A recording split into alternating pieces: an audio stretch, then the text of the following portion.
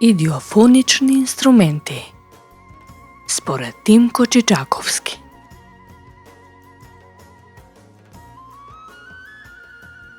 Идиофоничните инструменти имаат неопределена висина на тонот. Најчесто произведуваат 1 до 2 тонови и се среќаваат како играчки за деца.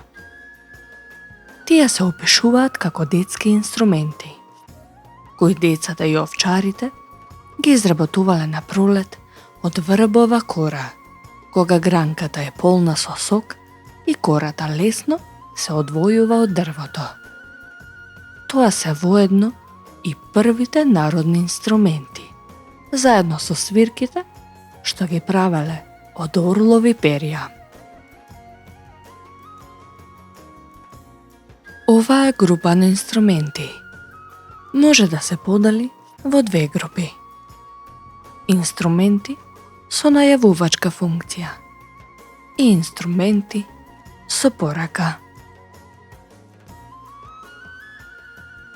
Во инструментите со најавувачка функција спаѓаат разните видови на свирки и писки, кои најчесто ги користеле и изработувале децата.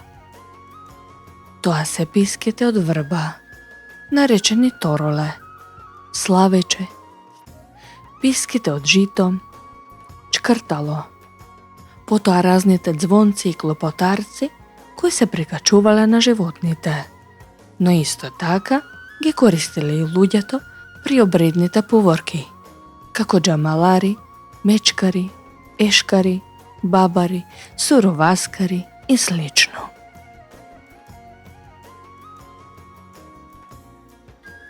Инструменти со порака се оние кои имаат за задача да го известат населението за некакво случување.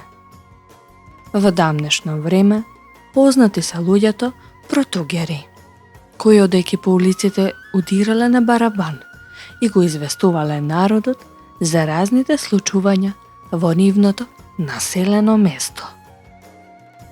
Од таков вид се и клепалата, кои се користеле за богослужба, за погреби, како знак за тревога, знак за жалост, за соопштување на алармантна состојба како што се пожари, поплави или пак за почеток и крај на работното време.